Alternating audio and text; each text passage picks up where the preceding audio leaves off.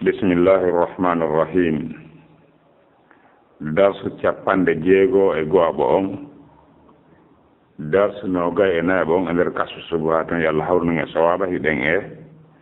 sengo ɗerol capande jeɗɗi e jeyi hella tumbo deftere nde jogiɗen ɓen enen. Amma noon defte goo hara en anda. Fa amma hadithu karama komin maki fa amma hadithu usamata amma hadithu usamata on fa innahu no kanko usama gatala o wari rajulan gorko idda al islama nodditorɗo l'islam o waririmo bi sababi sabu annahu no kanko usama dhanna o sikkuno annahu no on gorko mo o wari madda al islama o nodditorali l'islamu illa si wona khawfan ala damihi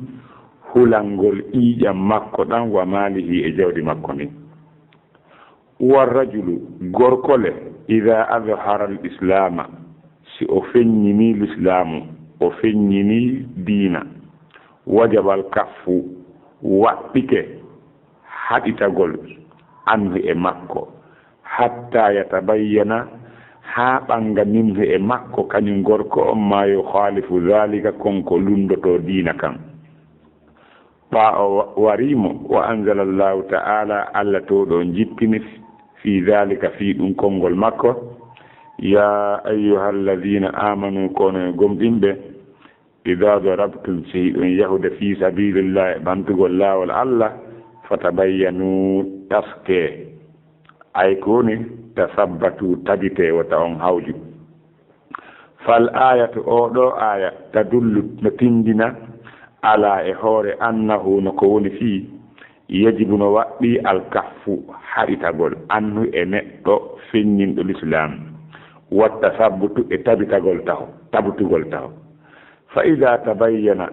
si ɓangi minhu e kañum neɗɗo on ba'da dalika ɓaawo ɗum ma yukhalifu l'islam ko lundi l'islam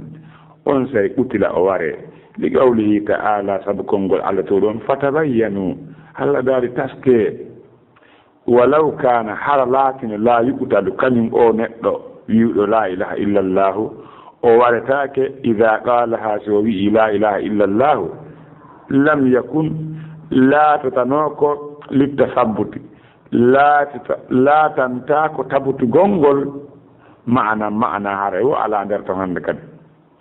wa kadhalika al hadithu ko wona noon kadi o hadith al akhar o hadithu kadi kana laaɗo makunomi ami yamirama mi haɓɓi yimɓe ɓen haaɓe la ilaha illallah wa amsaluhu e ko nandi on ɗon hadith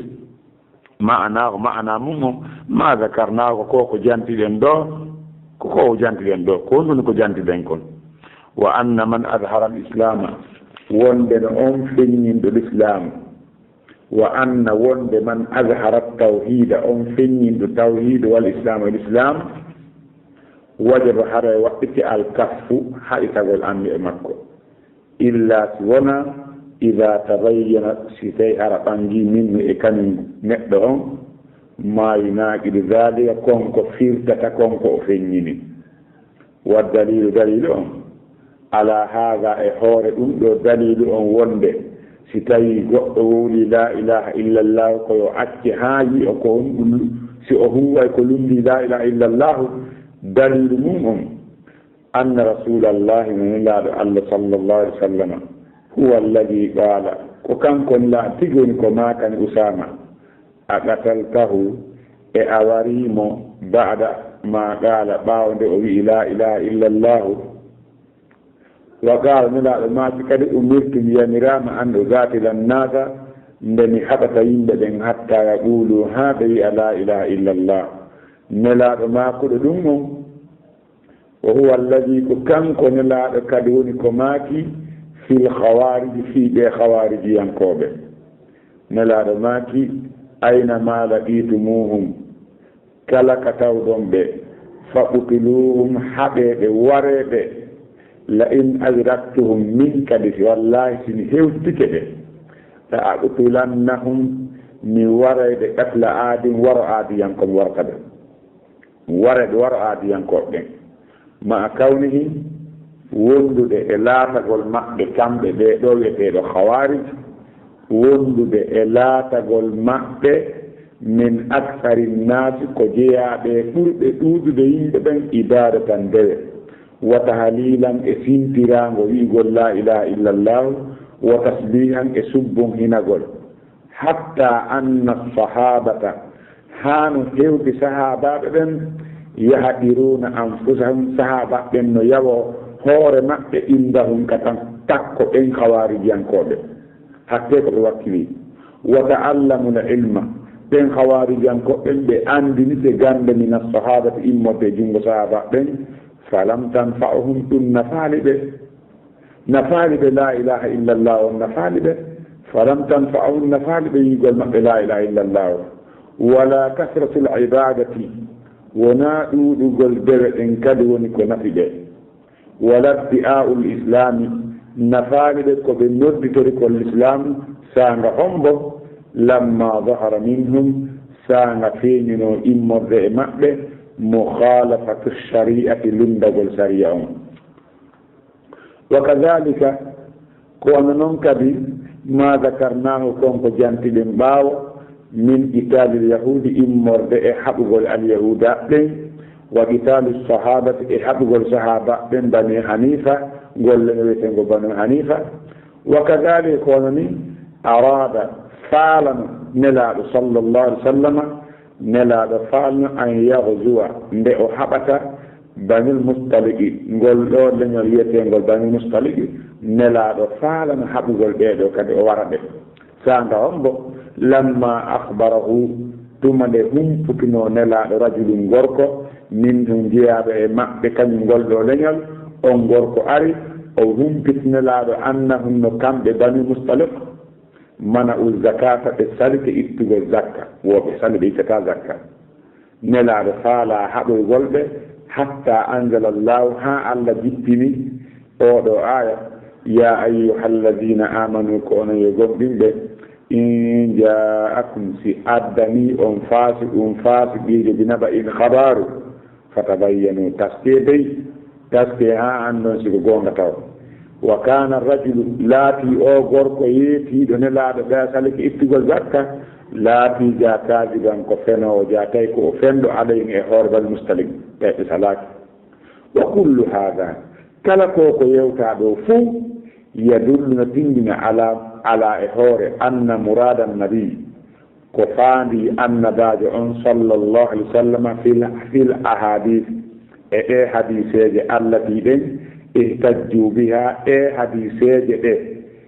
kañum sirkayɓe ɓen dallinori hujjinori ɗum ɗo fof tindinanayi en wonde ko nelaaɗo faandi e ɗen hadiseje ma dakarnahu ko konko jantiɗen wonde si tawi gorko feññini l'islamu o wi'i la ilaha illa llahu koyo jeddile ha ndaara eski ko o wowli kon o addata ko lundi ko o wowli kon si o addali ko lundi ko o wowli kon koyo acce ɗon ñew l'islamu ñaawe e hoore makko si tawi noon o addi ko lundi kon ko o wowli haray ko o lundi ko ñaawe e hoore makko si tawi o huuwi ko heefe ɓintamo o konte ko o teefeero ko ɗum waɗi nelaaɗo sallllahu alih w sallama kanko wiwɗo on wonde wota goɗɗo wara so wi la ilaha illa llahu o landi o wi usamata a wi'imo a warimo ɓawnde wi la ilaha illa llahu ko kanko nelaaɗo kadi wi maaki fiingol leñol hawarij ka hewtitiɗon ɓe wo wareɓe siko min kadi hewtitiɗe mi wareɓe ko wullitete filleɓe wondudele ɓeɓe nelaaɗo maaki o wareɓe ɗon ɓen ko wiyeɓe la ilaha illa llahu noon ɓen ko juulayɓe noon baltode ko waɗaɓe ha jihad ɓen e hoore mum sahabaɓe wondinoɓe nelaaɗo ɓen hiɗe yawi hoore maɓɓe yeeso maɓɓe hakke ko tawi ɓen no ɓuri ɓe ɓen ko feeñini sahaba ɓen ko wonde hawaji ɓuri ɓe wakkilade e dewal allah kono nde tawnoɓe wowli ko lundi la ilaha illa llah on nelaaɗo maaki ka tawɗon ɓe o wareɓe siko min kadi tawi hewtitiɓe mi warayɓe donc haray ko ɗo wonde darade yiltoɗen e laaren si en ɓeydata faamu seeɗa karma komin ɓe maaki komi faandi karma komin ɗo ko Mouhammadou bum Abdoul Wahhab rahimahullah ɓe maaki ɓen anndi ɓe yewti en hadiseeje ɓaawo ɓen ɓe sirka ɓen hujjinorta wonde nelaaɗo sallallahu sallama o wiino Usamat wonde ko si o wari o felno Usama ko o wari ko goɗɗo ɓaawde o wi la ilaha illallah nelaaɗo maaki kadi mi yamirama yomi haɓu yimɓe ɓen haa ɓe wiya la ilaha illallah si ɓe wi ɗum haralan ni si ɓe wi ana en ko honno noon onon waɗi wiya toon men komin heeferaaɓe meɗen wiide la ilaha illallahu meɗe baltode meɗen a wirdode la ilaha illallahu ko honno wiide toon men minen komin heeferaaɓe si goɗɗo wi la ilaha illallahu duwa ka wareede hannde kadi haralan ni ɓeeɗo ɓe faamaali ɗe hadiseeje ɗa woni ko ɗum waɗi jooni wallemɓe ɓe faamaɗen hadiseeje awa fa amma hadise usama on fa innahu no kanko usama qatala o wari rajulan gorko idda al islama nodditorɗo l'islam bi sabu annahu no kanko usama damna o sikkuno annahu no kañum gorko on madda al islama illa khawfan ala dami wa malihi o nodditoraali l'islam o simtiraali si wona hulangol hulgol warugol mo e jattugol jawdi makko Usama ko ɗum waɗi o wari kanka faama makko ko ɗum ko ijitaaɗo waɗi warrajulu gorko le ida adhara al islama si tawiila gorko feññini l'islam wajaba al kaffu anhu no waɗɗi surugol suritagol haɓugol mo no waɗɗi haƙitagol warugol mo hannde kadi kaffu ko haɗugol hatta yatabayyana minhu haa feeŋe e kañum neɗɗo on ma yukhalifu konko lundoto zalika ko o wowli kon nde tawno Usama o yawi la ilaha illallah o accaali haa o annda ene koko o wi la ilaha illallah ko e soobe ka ko e sama kala nde tawno Usama o waɗaali ɗum wa anzala allahu ta'ala fi dhalika alla to ɗon jippini e fi ɗum e fi konko o waɗi sifa ɗum si tawat allah daali ya ayyuha alladina amanu kono e gomɗinɓe ida darabtum si hiɗen yahde fi sabilillahi ka laawol allah e waɗugol jihadi fatabayyanu taske wala taqulu liman alqa ilaykum assalama lasta mu'minan ta on wi'i wonde on bogiiɗo e moɗon kisal assalamu aleykum woton wi wona gomɗinɗo ay koni fatabayyanu on fatasabbatu kadi ke attasabbutu ko tabitugol waɗa doyi haa faama humran ɗum taw so a waɗaali tasabbutu e piiji ɗi moƴƴanaama mo hawti ko ɓuri kon o ninsay fal ayatu oɗo ayata dulno timmina ala e hoore annahu no ko woni yajibul kaffu no waɗɗi haɗitagol annu e kañum neɗɗo wiiɗo on la ilaha illallahu watta sabbutu e tabitugol waɗa doyta o haa annda eski ko wuuli kon ko e sooɓe fa ida tabayyana minhu si tawi ɓangi immorde e kañum neɗɗo on ba'da dalika ɓaawo konko o wi'i la ilaha illallah o feŋñini l'islam si ɓangi immorde makko ma yukhalifu l'islama ko lumdi l'islam qutila koyo o ware li gawlihi ta'ala sabu allah daali fatabayyan par ce que walaw kana la yuqtalu ida qalaha lam yakun littasabbut ma'na si tawino laatuno o wartaake fewwoni hannde kadi haray nafoore alaa yiigol ngol fatabayyanu ko allah wiiri fatabayyanu ko daare est ce que on ko o wowli kon ko noon kaayna noon si tawi na noon o waree donc haray ko addi ɓeeno adda ɗi jiɓayeji ɗo ko waawi ɓe faamaali maana hadiseeje ɗen mana hadis usamata on kanelaaɗo makani ɗon a warimo ɓawnde wi la ilaha illallah no kanko Usama o wari neɗɗo wiiɗo la ilaha illallahu saanga o hewtiti kanko Usama o hewtiti neɗɗo on fi wargol mo tawi neɗɗo on ko sirkowo hewtitagol makko gorko on fettowi la ilaha illallah ashhadu an la ilaha illallah Usama wari mo sabu sikkugol mo wonde gorko on ko o wariri egan gorko on ko o wiiri la ilaha illallah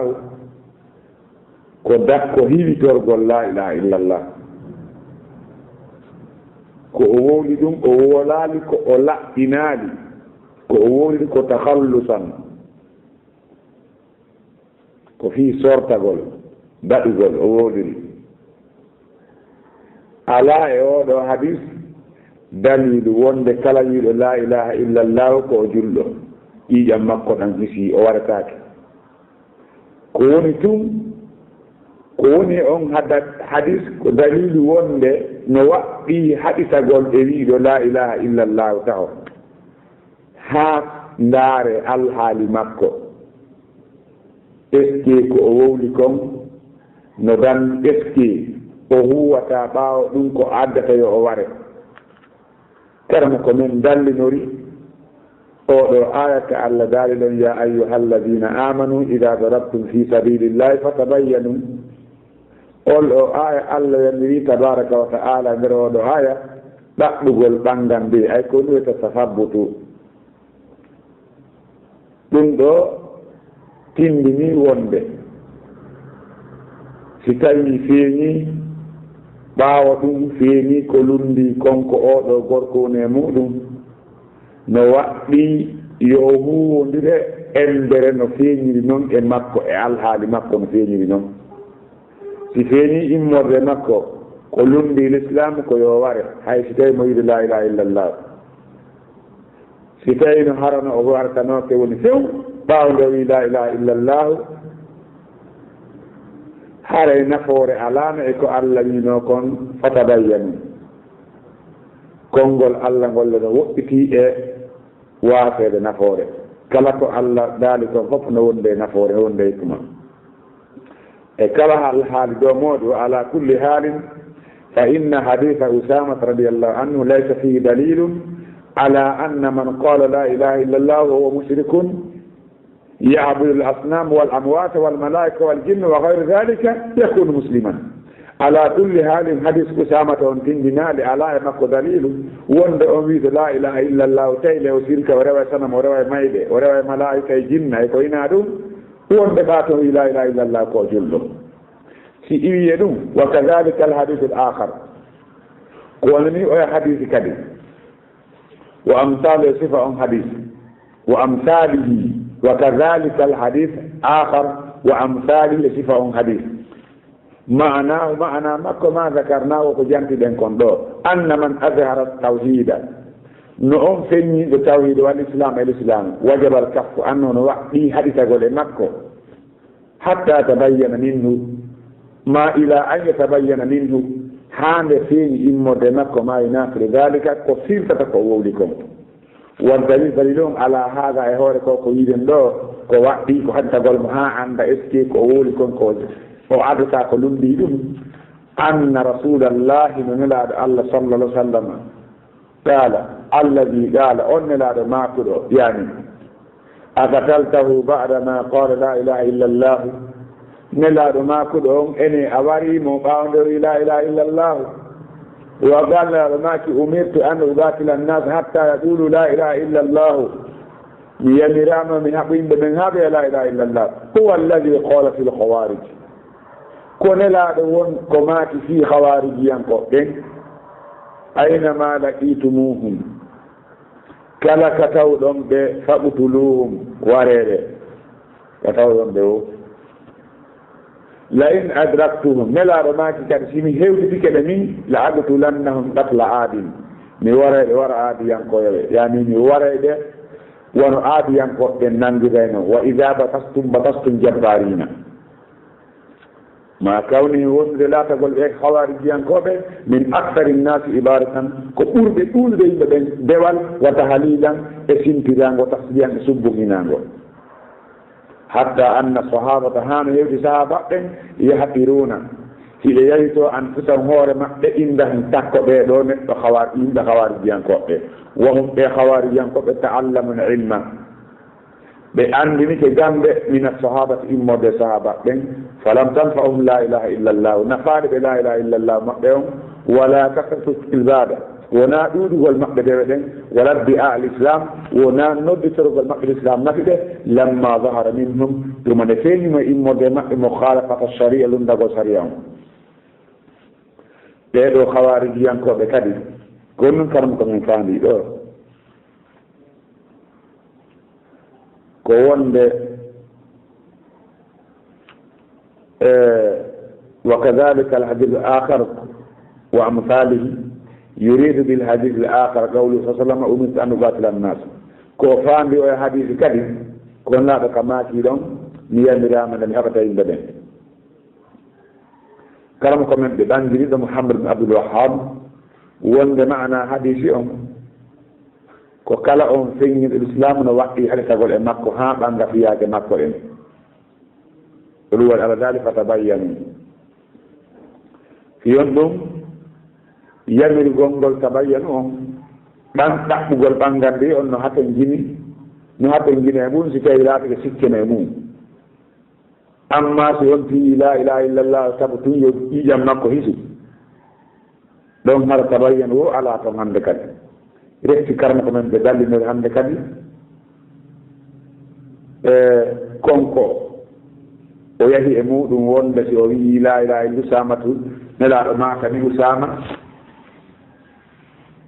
a wari mo ɓaɗo wi la ilaha illallah ɓe makini yamirami haɓimi haɓi la ilaha illallah mouhamadou rasulullahi ko on nelaɗo mako ɓe ɗum ko kamɓe maki fi hawariji yankoɓɓen ko on ɓe ɗum hawariji ko yaltuɓe e ley laamu yaltuɓe e ley konngol ko yimɓe ɓe tawata hara nelaaɗo sallallah sallam o jonnaama jawdi ko sendete nelaaɗo jonnano jawdi ko duwa sendeede kon hoyri ma fayu ɓe yiɗi yimɓe buy ɓe yiɗi woɓɓe goo ɓe ɓurdiniɓe mo Allah pat ko loogo wowtinteɓe ɓerɗe mum ɗen yimɓe heyɓe naatiɓe ka l'islamu ɓen nelaaɗo jonni ɓen buy e jawdi ka wowtingol ɓerɗe maɓɓe ɗen ka l'islam ɓaaɓe jonnaama jawdi ndin haa woɓɓe goo tikki ansariyankoɓɓen e muhajirina en wonde yimɓe taggitiɓe nan l'islamu jonnaama buy kamɓe ɓe jonnaaka buy haa naafiqiiɓe goo wii toon ɓe fewdinelaaɗo ɓe inni ɗum ɗo ko nunɗaaka ɗo ɗo senndaaki nunɗaare waɗaal ɗo ko ayo Muhammadu hulu Allah nelaaɗo haa sahaabaɓe goo hawnaaki taa Umar bin Khattab o wi nelaaɗo emi warumo nelaaɗo accee mi wara ɓe wowolɓe ɗum yomi waruɓe nelaaɗo maaki o miɗa huli wota yimɓe ɓe wi wonde Muhammad no warde wondiɓɓe makko ɓen kadi acci ɗon nelaaɗo maaki si tawi woni min mi nunɗaali ko hombo nunɗata hannde kadi mi hoolete ka kammu Allah hoolotolan onon ronkollan hoolaade Allah hoolikelan e hoore yimɓe leydi ni fof Allah ko min ɓuri hoolaade onon ronkollan hoolaade gorko on ɓaawo hoccitii